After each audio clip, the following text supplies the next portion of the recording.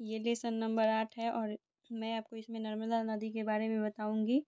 आप लोग यहाँ पे जैसा कि मैंने पहले वीडियो में बताया वैसे ही ये सब अपने अकॉर्डिंग फिलअप करेंगे। उसके बाद सामान्य उद्देश्य में लिखेंगे कि छात्रों को मानसिक शक्तियों का ज्ञान कराना, भौगोलिक परिस्थितियों का महत्व, मानव जीवन पर पड़ने वाले प्रभाव को ज्ञान कराना, छात्रों को स्वदेश प्रेम तथा विश्व बंधुत्व का भावना का विकास कराना, छात्रों का भौगोलिक ज्ञान कराना, छात्रों को जीविकोपार्जन के योग्य बनाना।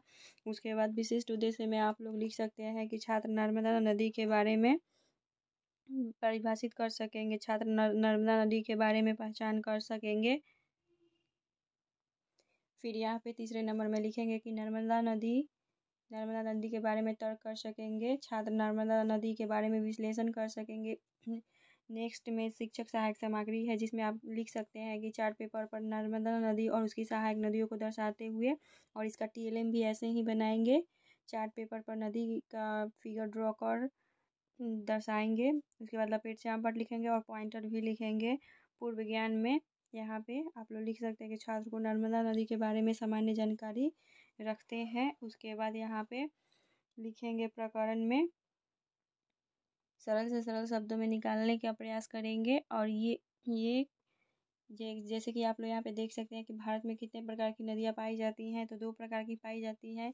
ये बच्चे ऑलरेडी पढ़ चुके हैं पिछली कक्षा में, इसलिए 2 प्रकार के बारे में बोल सकते हैं क्योंकि उनको नॉलेज हो चुका है। उसके बाद आप लोग यहाँ पे कौन कौन 2 प्रकार की होती है, तो हिमालयी नदियाँ और प्रायद्वीपीय नदियाँ, इसका भी आंसर वे आसानी से कर पाएंगे। और फिर प्रायद्वीपीय नदियाँ कौन कौन सी होती है, तो नर्मदा, ताप्ती, कृष्णा, गोदावरी और इत्यादि। फिर आप नर्मदा नदी के बारे में आप क्या जानते हैं क्वेश्चन करेंगे, तो यहाँ पे बच्चे मौन हो जाएंगे और यहाँ पे आप समस्यात्मक लिख देंगे। उसके बाद नेक्स्ट में छात्रों आज हम नर्मदा नदी के बारे में विस्तार पूर्वक अध्ययन करेंगे। फर्स्ट स्पष्टीकरण में यहाँ पे आप लोग लिख सकते हैं,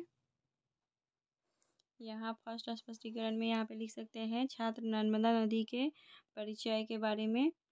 फिर यहाँ पे लिखेंगे छात्र नर्मदा नदी के परिचय के बारे में परिभाषित कर सकेंगे। इसके बाद स्पष्टीकरण में आप लोग लिखेंगे कि नर्मदा नदी मध्य प्रदेश का पहला और भारत का पाँचवीं सबसे लंबी नदी है जिसकी लंबाई है 1312 किलोमीटर और मध्य प्रदेश में 1077 किलोमीटर लंबाई है।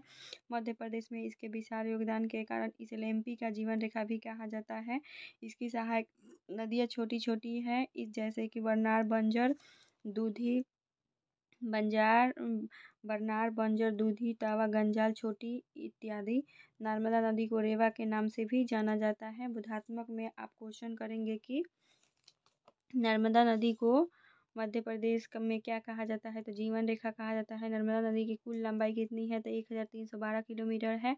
फिर नर्मदा नदी का उद्गम स्थल कहाँ है, ये विकासात्मक प्रश्न हो गया और यहाँ पे बच्चे मौन हो जाएंगे। इसके बाद यहाँ पे प्रश्नोत्तरी विधि लिखेंगे, यहाँ पे विकासात्मक प्रश्न लिखेंगे। फिर यहाँ पे लिखेंगे कि छात्र नर्मदा नदी के परिचय के बारे में परिभाषित करें। दूसरे स्पष्टीकरण में नर्मदा नदी का उद्गम स्थल दिखाएंगे। फिर यहाँ पे लिखेंगे छात्र नर्मदा नदी के उद्गम स्थल के बारे में पहचान कर सकेंगे। स्पष्टीकरण में लिखेंगे कि यह अमरकंटक के निकट मैकाल की पहाड़ी से निकलने वाली नर्मदा नदी पश्चिम की ओर एक भ्रंश घाटी में बहती है। खंबात की खाड़ी के निकट भरोंज के निकट गिरती है जो कि लगभग गुजरात में पड़ता है। जबलपुर के निकट भेड़ाघाट में यह गहरे गर्ज से बहती है। मैकाल पहाड़ी से इसका उद्गम होने के कारण इसे मैकाल कन्या भी कहा जाता है। और बोधात्मक क्वेश्चन में आप लिखेंगे कि नर्मदा नदी का उद्गम स्थल कहाँ से होता है, तो अमरकंटक से होता है। यह किस सागर में गिरती है, तो ये अरब सागर या खंबात की खाड़ी में गिरती है। नर्मदा नदी पर कौन कौन से बांध बने हैं, तो छात्र यहाँ पे मौन हो जाएंगे। उसके बाद यहाँ पे प्रश्नोत्तरी विधि लिखेंगे, यहाँ पे विकासात्मक प्रश्न डालेंगे। ऊपर में लिखेंगे कि छात्र ध्यानपूर्वक सुनेंगे और यहाँ पे व्याख्या विधि लिखेंगे, प्रदर्शन विधि भी लिख सकते हैं। यहाँ पे इसके साइड में लिखेंगे छात्र नर्मदा नदी के उद्गम स्थल की पहचान करें।